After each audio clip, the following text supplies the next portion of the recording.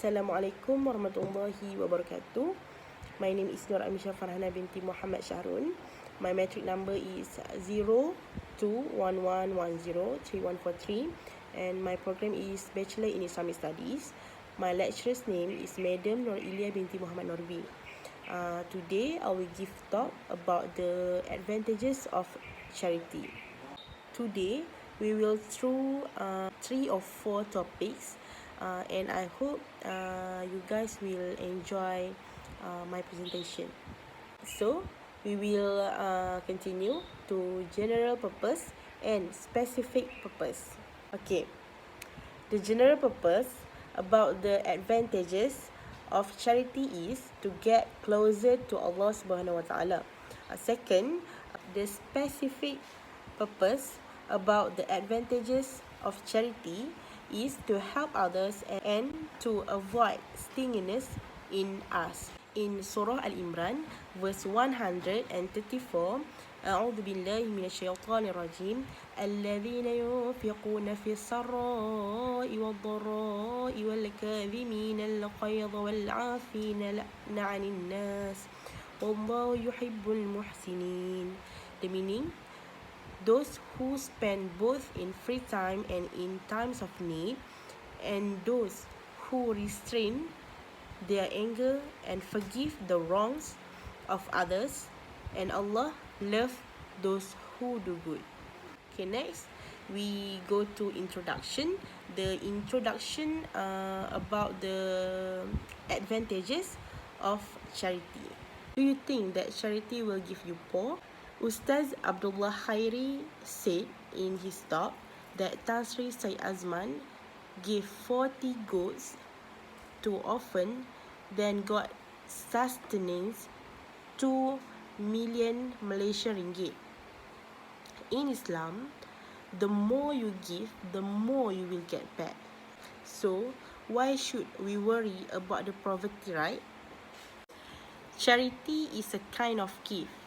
But it's not only about the money, it also can be food, clothes, and scarf. So you don't have any excuse to help other people. Okay? The Prophet Muhammad SAW said, every human being needs to give alms. Every day when the sun rises, there are people judging 2 people is alms. Helping people by lifting things onto a riding animal is also a charity. A good word is a charity. Every step to pray is almsgiving, and throwing something dangerous on the street is also almsgiving. This hadith narrated by Bukhari. Small things are also considered as a charity. Just by you help others throwing some things dangerous on the street. By the way, do you agree when I say that charity avoids stinginess in us? In addition, we will get multiple reward based on Surah Al-Baqarah verse 261. أعوذ بالله من الشيطان الرجيم مثل الذين ينفقون أموالهم في سبيل الله كمثل حبة أنبتت 7 سنابل في كل سنبلة 100 حبة والله يضاعف لمن يشاء والله واسع عليم. The meaning is, the parable of a person who spent his wealth in the way of Allah is like a seed that grows 7 stalks. On each stalk there are 100 seeds. Allah multiplies for whom He wills, and Allah is all-wise and all-knowing. The advantages of a charity is sustenance will increase. If you give charity to the one who needy, Allah will give you more sustenance. Like I said before, the more you give, the more you will get back.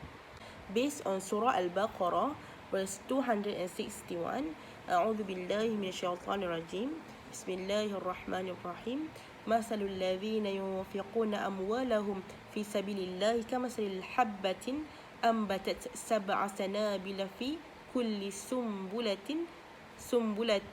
100 حبة والله يضاعف وَاللَّهُ يُضَاعِفُ لِمَنْ يَشَاءُ وَاللَّهُ وَاسِعٌ عَلِيمٌ. The meaning is the parable of a person who spends his wealth in the way of God or Allah is like a seed that grows 7 stalks. On each stalk there are 100 seeds. Allah multiplies for whom He will, and Allah is all-wise and all-knowing. Charity doesn't reduce wealth. حدثنا يحيى بن أيوب قتيبة وابن حجر قالوا حدثنا إسماعيل وهو ابن جعفر عن العلاء عن أبيه عن أبي هريرة أن رسول الله صلى الله عليه وسلم قال ما نقصت صدقة من مال وما زاد الله عبدا بعفو إلا عزا وما تواضع أحد لله إلا رفعه الله. The Prophet Muhammad sallallahu alaihi wasallam saying, charity does not decrease wealth. No one forgive another except that Allah increase His honor, and no one humbles himself for the sake of Allah except that Allah raised his status. Second, proof of faith in Allah. Based on Surah Al-Imran, verse 92, أعوذ بالله من الشيطان الرجيم لن تنالوا البر حتى تنفقوا مما تحبون وما تنفقوا من شيء فإن الله به عليم. The meaning is, you will not obtain virtue until you spend some of the wealth you love, and whatever you spend, about that indeed Allah is all-knowing. Next, charity keeps away from hell. The Prophet Muhammad sallallahu alaihi wasallam said, "Ittaqun nar walau bishakkin tamrah." Stay away from the fire of hell, even if only by giving a date. This hadith narrated by Ahmad. Okay, the conclusion is, you should put your trust to Allah subhanahu wa ta'ala.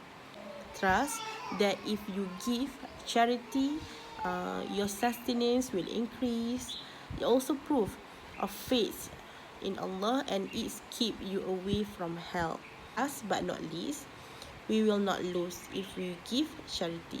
Teach ourselves to help other people. Okay, that's all for me. Thank you for your time being. See you again. Assalamualaikum.